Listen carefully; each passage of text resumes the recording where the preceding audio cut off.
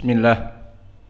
Innal hamdalillah nahmaduhu wa nasta'inuhu wa nastaghfiruh wa na'udzu billahi min syururi anfusina wa min sayyiati a'malina. May yahdihillahu fala mudhillalah wa may yudlil fala hadiyalah.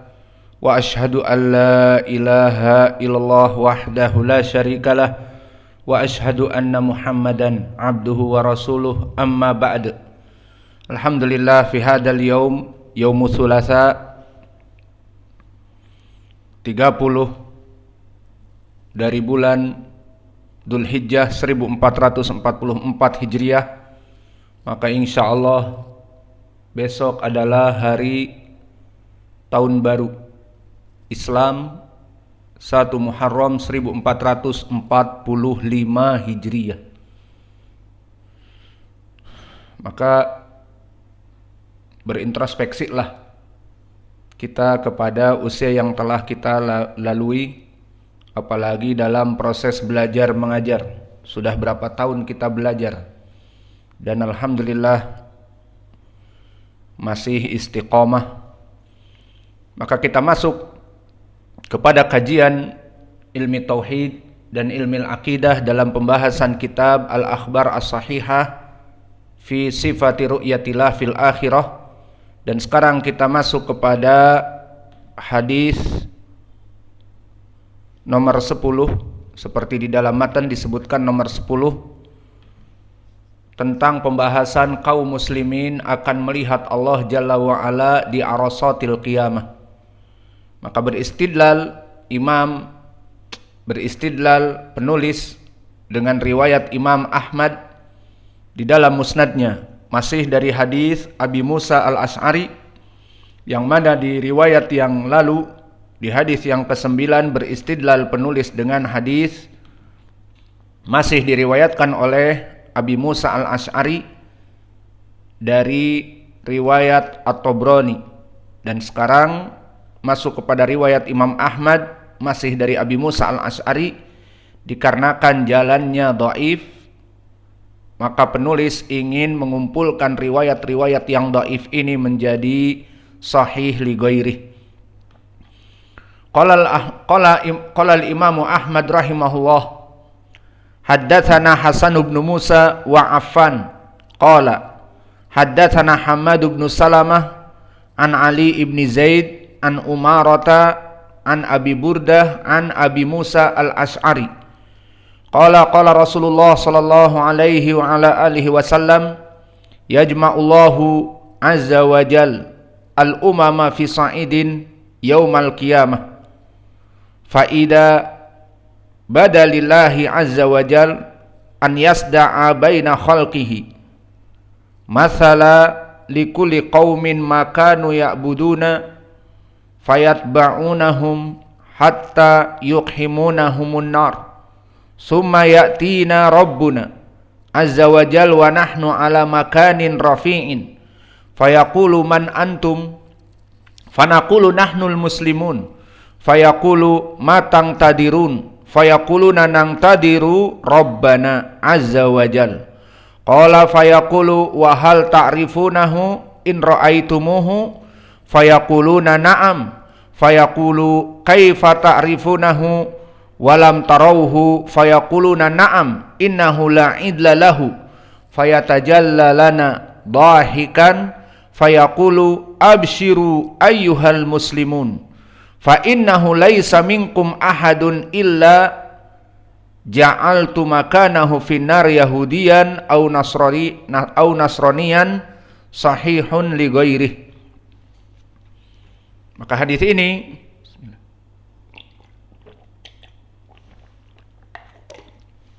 diriwayatkan oleh Imam Ahmad, yang mana sanadnya masih bertumpu kepada Abu Musa al-Asy'ari dari segi sahabah, dan masih bertumpu kepada tabi'innya pun sama, Abu Burdah, anaknya dari Abi Musa.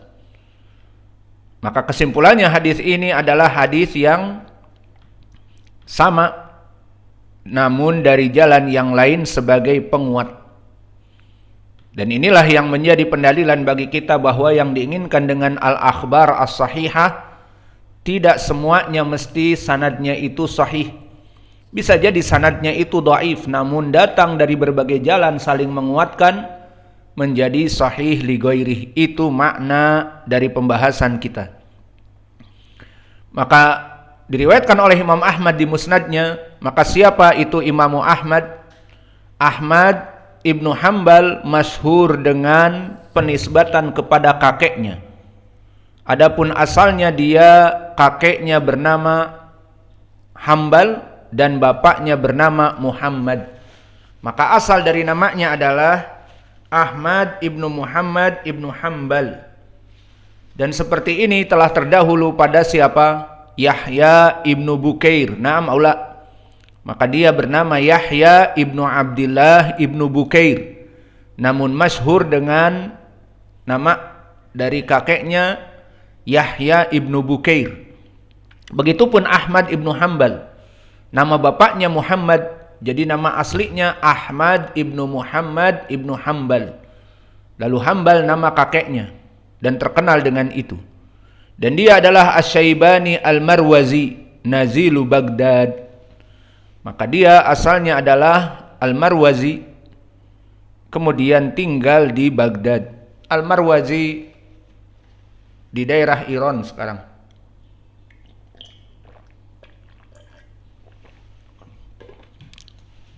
Lalu Imam Ahmad hidup di tabaqah yang keberapa? Asa fi tabaqah al-ashirah. Dia hidup di tabaqah al-ashirah yang merupakan kebanyakan gurunya Imam Al-Bukhari. Dan tabaqah yang ke-10 adalah tabaqah dari kibar yang mengambil dari itba'ut tabi'in. Maka kelompok ini di tabaqah yang ke-10 ini kebanyakan ilmu-ilmu mereka mengambil dari itba'ut tabi'in. Sehingga mereka tidak pernah melihat para tabi'in. Orang-orang yang di tabaqah ini seperti Imam Ahmad tidak pernah bertemu dengan Qatadah, Mujahid, atau Hasan Al-Basri, atau yang lainnya, Muhammad Ibnu Sirin, tidak pernah. Guru-guru mereka yang paling menonjol yang bisa mereka temui adalah seperti Imam Malik, Laits ibnu Sa'ad, Syu'bah ibnu Al-Hajjaj, dan yang lainnya. Dan mereka yang hidup di tabaqah yang ke-10 ini seperti Musaddad ibnu Musarhad dan Ahmad ibnu Hanbal itu sendiri, serta Abul Yaman Al-Hakam ibnu Nafi',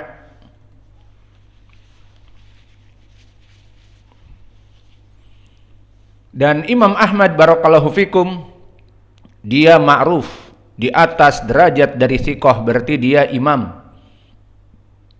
Telah disebutkan oleh Abu Hatim, huwa imamun wa huwa hujjah. Dan berkata Abu Zur'ah, ma ra'aitu ahadan ajma'a min Ahmad ibn Hanbal. Dan berkata Yahya ibn Sa'id Al-Qattan, ma qadima alayya mithlu Ahmad. Yahya ibn Sa'id Al-Qattan termasuk dari gurunya Imam Ahmad, meskipun hampir satu zaman, beda satu tabaqah, maka tidak ada murid yang datang kepada Yahya ibn Sa'id yang sangat kuat ilmunya kecuali Imam Ahmad. Ma qadima alayya mithlu Ahmad. Wa qala fihi marrah hibrun min ahbari hadhil ummah. Dan makna hibrun adalah tinta. Maka dia adalah tinta dari umat ini. Dan berkata Ali ibn al-Madini, laisa fi ashabina ahfad minhu. Tidak ada dari murid-murid kami, kata Ali ibn al-Madini, yang lebih hafal daripada dia. Wa qala Syafi'i, kharajtu min Baghdad wa mah khalaftu biha afqah wala azhad wala awra wala a'lam min Ahmad ibn Hanbal. Berkata Imam Asy-Syafi'i yang merupakan gurunya dari Imam Ahmad, maka saat aku meninggalkan Baghdad, tidaklah aku tinggalkan orang yang paling faqih, paling berilmu, paling zuhud kecuali Imam Ahmad ibn Hanbal. Siapa yang mengakui dia? Ulama dunia. Mulai dari Abu Hatim, Abu Zur'ah, Yahya ibn Sa'id Al-Qattan, Ali ibn al-Madini, Imam Asy-Syafi'i, semuanya mengakui bagaimana keadaan Imam Ahmad.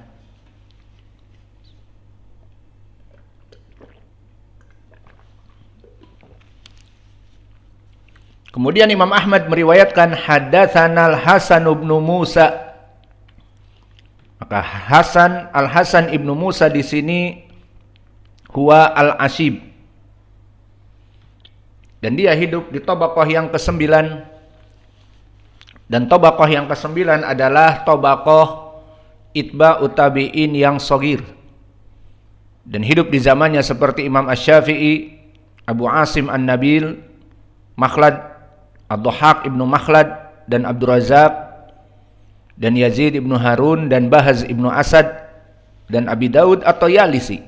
Semuanya hidup di zaman tabaqah at-tasi'ah ataupun di zaman ke-9 dari murid-muridnya itba'ut tabi'in yang kecil. Maka dia kelompok itba'ut tabi'in yang kecil. Adapun kedudukan dari gurunya Imam Ahmad ini, Al-Hasan ibnu Musa al-Ashib, maka kedudukannya adalah rawi yang thiqah. Berkata Imam Ahmad,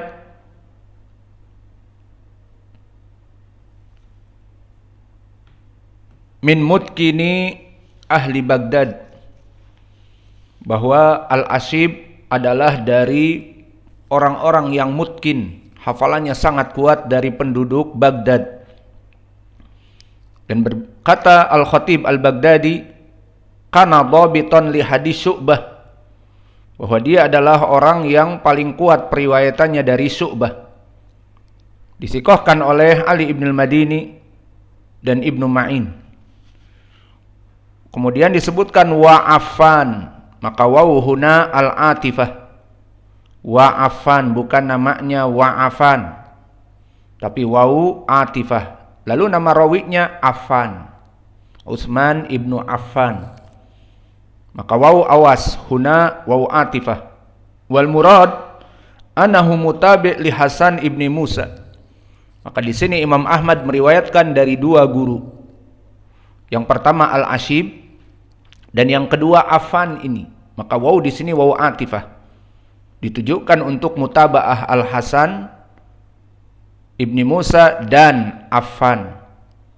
Dan Affan di sini adalah Affan ibnu Muslim Al-Basri As-Safar. Dan dia asafi tabaqah al-ashirah. Maka dia hidup bahkan sezaman dengan Imam Ahmad. Maka kalau tadi Al-Hasan ibnu Musa, dia adalah termasuk dari gurunya Imam Ahmad, dan Affan termasuk gurunya Imam Ahmad dan dia seumur dengan Imam Ahmad. Maka begitulah sebagian dari para ulama hidup di zaman murid-muridnya karena usianya masih muda, namun jabatannya sebagai gurunya. Maka antum begitupun bisa jadi nanti ke Yaman belajar dengan syekh muda, dan syekh itu mungkin seumur dengan kalian.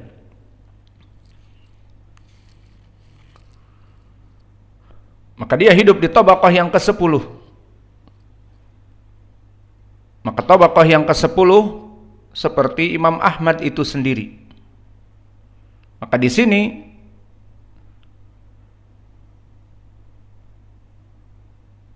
dia hidup di tabaqah sejaman